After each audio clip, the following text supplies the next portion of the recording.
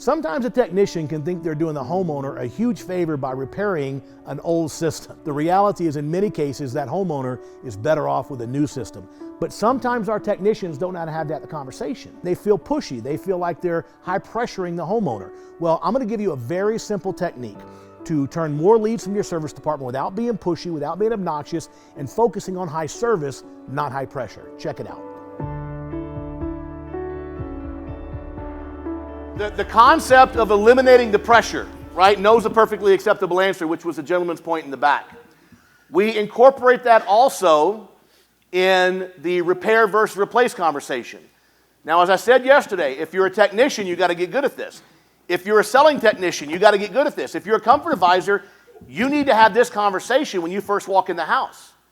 You want to make sure that your homeowner has kind of crossed the mental threshold of, yeah, we're going to buy a new system. Because you can walk in a call, even a tech turn lead, and the homeowner may or may not be convinced they're really going to buy a new system right now. And so you spend the next hour and a half telling them how great your company is, and they're thinking, well, that's great, but I'm not even sure I'm buying a system yet. So you got to get them to that place where they see the need to replace the system. Again, if you're a comfort advisor and it's a tech turn, I would still have it with the homeowner. Even if the homeowner says, oh yeah, that's what the technician asked me. Okay, well, I'm going to ask you again. It's a very simple conversation. What I want you to take note here with Fritz, number one, is how expertly, it's on par with what you saw yesterday, right? It's that good. But I want you to notice how he takes the pressure off. How many times have you walked in for you service technicians and selling technicians, and the first thing the homeowner says is, don't try to sell me anything? How many have that happen, right? You know why? Because about 30 years ago, some really smart guys, Jim Abrams and his whole group that started CSG, eventually Airtime, eventually 1 Hour and all that stuff, they were some pretty smart cookies. And they were the ones that kind of really introduced in our industry 30 years ago, almost 35 years ago, early 90s, you know, this whole concept of, you know, selling technicians and doing more than just the basic repair and leaving, right? But it's become so commonplace that everybody's doing it 30 years later that the homeowner is constantly getting inundated with, hey, you want to buy this, you want to buy that. So when they're zigging, we got to zag, right? So we got to take it away a little bit. And the technique I developed for this is what I call the 5-year time horizon. I'm going to explain to the homeowner, I know you're not even thinking about replacing it right now, but do you think you might in 5 years?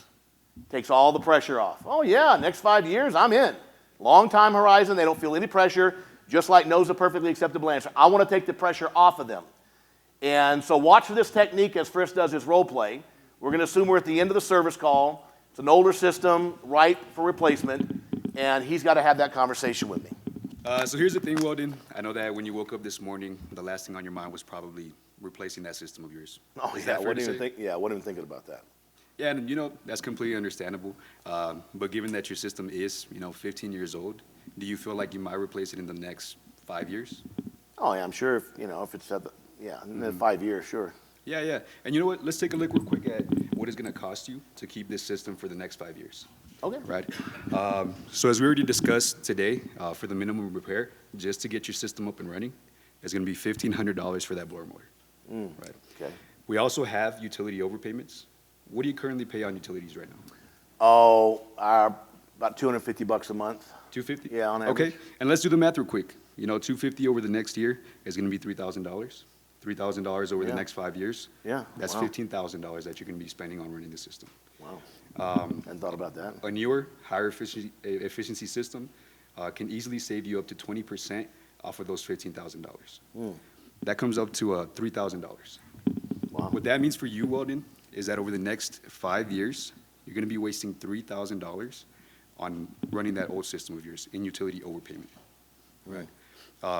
And then obviously, you and I both know good old inflation, right? Oh, yeah. Can you agree that prices have been steadily going up over the past, decade or so? Oh, it's been crazy, yeah. Mm-hmm. Yeah, and I mean, that's for everything, right? So do you feel like a new system 5 years from now is going to be less expensive, or is it probably going to be more expensive? Definitely more expensive. More expensive. And you know what? Let's be conservative. Let's say that in the next 5 years, a new system only costs you $1,000 more, right? So now we have $1,500 for that repair today. We have the $3,000 you're wasting on those utility bills, and we have the $1,000 to account for inflation, right? That comes out to $5,500 that you're going to be wasting and keeping the system running, right? And Weldon, you know what the worst part about spending those $5,500 is? Oh, it's pretty bad, the $5,000, but you know, what's worse than that, I guess? Is that at the end of these 5 years, you're still gonna have that old system. And like you mentioned before, you're probably still gonna have to replace it. So would it make sense to you, Weldon, to take those $5,500 and invest them into a new system? Or should I just continue with the repairs today? How much is a new system? Well, Bam, he's got me. Right, was that expert or what? Give it up for Fritz.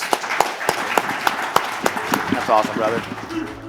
So we all know in many cases the homeowner's better off getting a new system. We just have to make sure that our service technicians know how to have that conversation without being off-putting to the homeowner.